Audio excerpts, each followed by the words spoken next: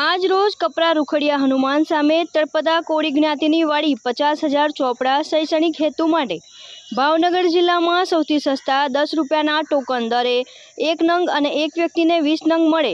એ હેતુથી અને જે વિતરણ વ્યવસ્થાની ગોઠવણ કરવામાં આવી તેમાં બાબુભાઈ પરમાર, ધર્મેન્દ્ર બારૈયા, નીતિનભાઈ રાઠોડ હાજર રહ્યા હતા।